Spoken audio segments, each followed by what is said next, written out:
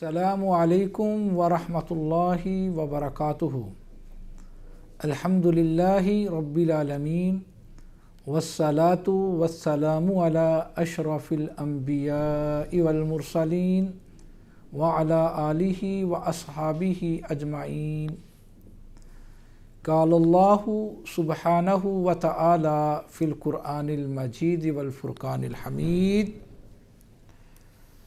व इज़ अख़ज़ना मीसाक बनी इसराईला ला तअबुदूना इल्लल्लाह व बिल वालिदैनि इहसाना व ज़िल क़ुरबा वल यतामा वल मसाकीन व क़ूलू लिन्नासि हुस्ना व अक़ीमुस्सलाता व आतुज़्ज़काता सुम्मा तवल्लैतुम इल्ला कलीलम मिनकुम व अंतुम मुअरिज़ून।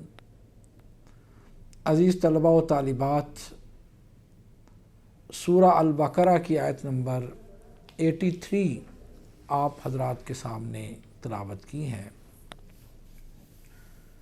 ये हमारा तीसरा लेक्चर है। सबसे पहले आइए मैं आप हज़रात के सामने इसका लफ्ज़ी तर्जमा रखता हूँ। इसका लफ्ज़ी तर्जमा पढ़ते हैं और सीखते हैं, फिर इसका बामुहावरा तर्जमा करेंगे।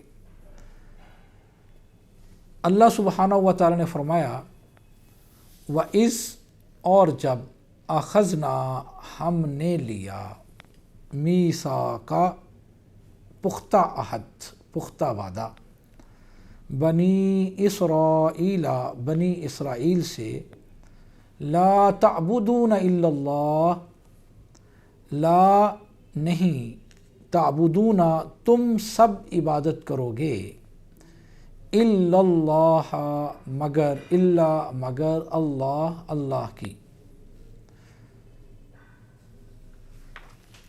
व बिल वालिदैनि एहसाना, वाउ और बा साथ अल वालिदैन वालिदैन, व बिल वालिदैनि और वालिदैन के साथ, एहसाना एहसान करना, व ज़िल कुर्बा वाउ और ज़ी वाला, अल कुर्बा करीबी रिश्तेदार कराबत वाले, वल यतामा और यतीमों, वल मसाकीन और मिस्कीनों, वक़ूलू और तुम सब कहो, लिन्नासी लोगों से, हुस्ना अच्छी बात, व अकीमू और तुम सब कायम करो, अस्सलाता नमाज को, व आतु ज़काता और ज़कात को, सुम्मा फिर, तवल्लई तुम सब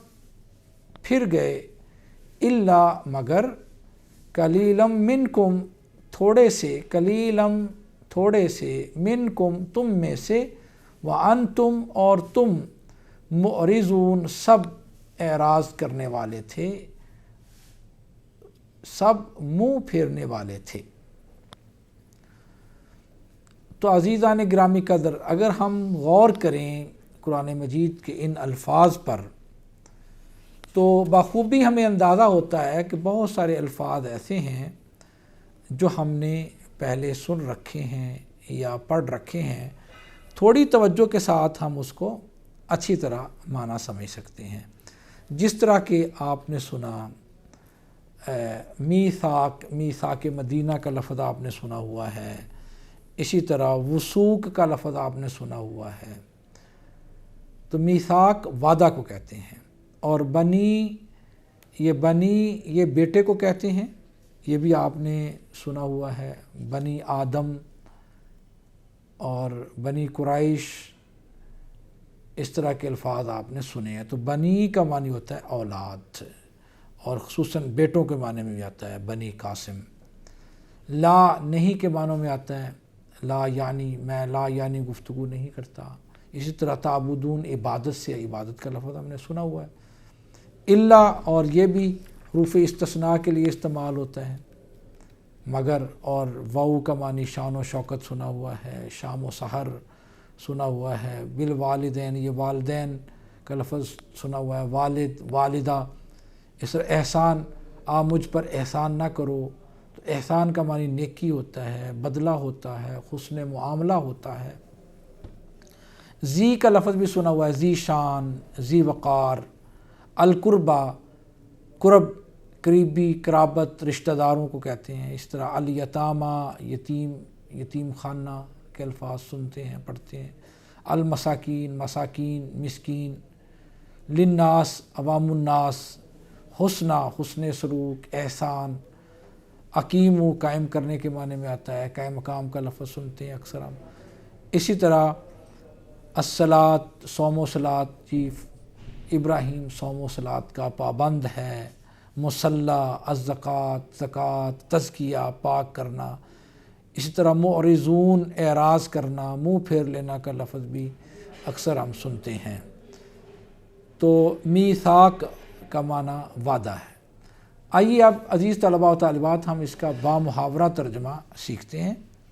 اللہ سبحانہ و تعالیٰ فرماتے ہیں وَإِذْ أَخَذْنَا مِيثَاقَ بَنِي إِسْرَائِيلَ لَا تَعْبُدُونَ إِلَّا اللَّهَ، اور جب ہم نے لیا بنی اسرائیل سے پختہ عہد، پختہ وعدہ کہ تم اللہ کے سوا کسی کی عبادت نہیں کرو گے، اور والدین کے ساتھ حسن سلوک کرتے رہنا، اور قرابت والے یعنی عزیز رشتہ داروں کے ساتھ حسن سلوک کرتے رہنا، اور یتیموں اور محتاجوں کے ساتھ حسن سلوک کرتے رہنا، اور تم لوگوں سے اچھی بات کہو، اور تم نماز قائم کرو، اور تم زکوٰۃ ادا کرو، پھر تم اپنے قول سے پھر گئے۔ الا قلیلا منکم، مگر تم میں سے تھوڑے اپنے اس قول پر ثابت رہے۔ وانتم معرضون، اور تم ہی منہ پھیرنے والے تھے، اعراض کرنے والے تھے، اور تم ہی اعراض کرنے والے ہو، اور تم ہی منہ پھیرنے والے ہو۔ تو عزیز طلباء و طالبات یہ اس کا بامحاورہ ترجمہ ہے۔ اب اس کا مختصر وقت میں مفہوم سمجھنے کی کوشش کرتے ہیں۔ اگر ہم غور کریں تو اس سے پہلے جتنی آیات ہیں سورہ البقرہ میں، اس میں اللہ سبحانہ و تعالیٰ نے بنی اسرائیل کی قوم کی جو خرابیاں ہیں وہ بیان کی ہیں کہ ان کے اندر کیا کیا قباحتیں، کیا خرابیاں پیدا ہو گئی تھیں۔ ان خرابیوں کا، ان قباحتوں کا ذکر اللہ تعالیٰ نے یہاں کیا۔ حالانکہ بنی اسرائیل کی قوم اللہ تعالیٰ کی پسندیدہ قوم تھی، اللہ تعالیٰ نے بڑے ان پر انعامات کیے تھے، من و سلوہ کا نزول بھی انہی پر ہوا، بہت سارے انبیاء کرام بھی اللہ تعالیٰ نے اسی قوم میں بھیجے، مگر انہوں نے ناشکری کی۔ ان ناشکریوں میں سے کچھ ناشکریوں کا ذکر اللہ تعالیٰ نے اس آیت مبارکہ میں فرمایا ہے، اور امت محمدیہ صلی اللہ علیہ وآلہ وسلم کو یہ تلقین کی ہے، یہ نصیحت کی ہے کہ تم بنی اسرائیل کی طرح ہو کر ان عہدوں سے، ان وعدوں سے انحراف نہ کرنا، بلکہ اللہ تعالیٰ کے برگزیدہ بندے بن کر رہنا۔ تو یہ جو اس آیت مبارکہ کے شروع میں کہا گیا ہے، اور جب ہم نے لیا بنی اسرائیل سے پختہ وعدہ، تو اس پختہ وعدہ میں سب سے پہلی چیز جو کامن رہی ہے، مشترکہ رہی ہے، پہلے ادیان و مذاہب میں بھی اور پہلی اقوام کے لیے بھی، اور جو تمام انبیاء کا ایک کامن مشترکہ مشن رہا ہے، وہ دعوت اللہ کا رہا ہے، اللہ کی طرف لوگوں کو دعوت دینے کا رہا ہے، اللہ کی عبادت پر لگانے کا رہا ہے۔ اس میں سے ایک چیز یہاں بیان کی گئی ہے کہ جو سب سے پہلی چیز ہے اس انسان کے لیے اللہ سبحانہ و تعالیٰ کی طرف سے، وہ اللہ کی عبادت کرنا ہے۔ عبادت کا معنی مفہوم یہ ہے کہ ہر وہ اچھا کام، ہر وہ نیک کام جو اللہ ذوالجلال والاکرام کی خوشی اور رضا کے لیے کیے جائے، وہ عبادت کہلاتا ہے۔ وہ نماز کی صورت میں، اور پھر نماز کے اراکین میں وہ قیام ہو، وہ رکوع ہو، وہ سجدہ ہو، وہ التحیات ہو، وہ رسول اکرم صلی اللہ علیہ وسلم پر درود و سلام پڑھنا ہو، یہ تمام چیزیں عبادت کے اندر شامل ہیں۔ اس طرح اذکار بھی شامل ہیں، اسی طرح قربانی کرنا بھی اللہ کی عبادت میں شامل ہے، اور بہت ساری اقسام جو اللہ تعالیٰ نے یہاں بھی بیان کر دی ہیں۔ عزیز بچوں، یہاں ایک بات آپ اچھی طرح سمجھ لیں کہ جو توحید ہے اللہ تعالیٰ کی، اس کی 3 بنیادی اقسام ہیں۔ ایک ہے توحید ربوبیت، کہ اللہ ذوالجلال والاکرام کو پوری کائنات کا خالق و مالک ماننا، رب العالمین اللہ سبحانہ و تعالی ہیں۔ جس طرح فرمایا الحمدللہ رب العالمین، تمام قسم کی تعریفات اس اللہ کے لیے ہیں جو تمام جہانوں کا پالنے والے، اس کو کہتے ہیں توحید ربوبیت۔ پھر دوسری ہے توحید الوہیت، اس کا معنی ہے کہ اللہ ہی معبود برحق ہے، اللہ ہی کے لیے ہر قسم کی عبادت ہے، عبادت کی جتنی قسمیں ہیں وہ اللہ کے لیے ہونی چاہیے۔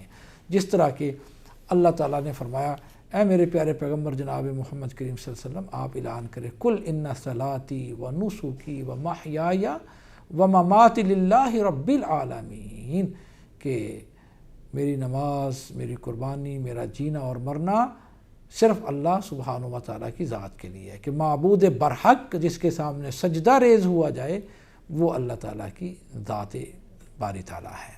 تو عبادت کا مطلب یہ ہے کہ اللہ تعالیٰ کو معبود برحق مانا جائے، اللہ تعالیٰ کے سامنے ہی عجز اور انکساری پیش کی جائے، اللہ کے سامنے ہی اپنی التجائیں اور دعائیں پیش کی جائیں، اللہ کے سبحانہ و تعالیٰ کے سامنے ہی توبہ اور استغفار کی جائے۔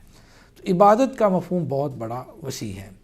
تو اس کے اندر یہ بات بیان کی گئی ہے کہ بنی اسرائیل نے جو سب سے پہلی خرابی کی وہ یہی تھی کہ انہوں نے اللہ تعالیٰ کے وعدے کو توڑ دیا۔ اسی طرح دوسرا بڑا حکم جس کی انہوں نے نافرمانی کی وہ وبالوالدین احسانا، وہ اللہ تعالیٰ کے ساتھ والدین کے ساتھ احسان کرنے کا تھا، حسن سلوک کرنے کا تھا، اس کی بھی انہوں نے نافرمانی کی جس کا اللہ تعالیٰ نے ان سے یہ وعدہ لیا تھا۔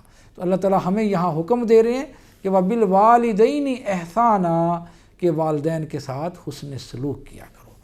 عزیز بچوں، قرآن مجید کے متعدد مقامات ہیں جہاں پر اللہ تعالیٰ نے اپنی عبادت کے ساتھ ساتھ اللہ تعالیٰ نے والدین کے ساتھ حسن سلوک کرنے کا حکم دیا۔ بنی اسرائیل میں بھی ہم پڑھیں گے سورہ بنی اسرائیل میں وَقَضَىٰ رَبُّكَ أَلَّا تَعْبُدُوا إِلَّا إِيَّاهُ وَبِالْوَالِدَيْنِ احسانا، کہ اپنے والدین کے ساتھ احسان کرو، نیکی کرو، حسن سلوک کرو، ان کے ساتھ پیار محبت کے ساتھ پیش آؤ، ان کے حکم کو مانو تسلیم کرو، اور وذی القربا، اپنے رشتہ داروں کے ساتھ، قرابت والوں داروں کے ساتھ حسن سلوک سے پیش آؤ۔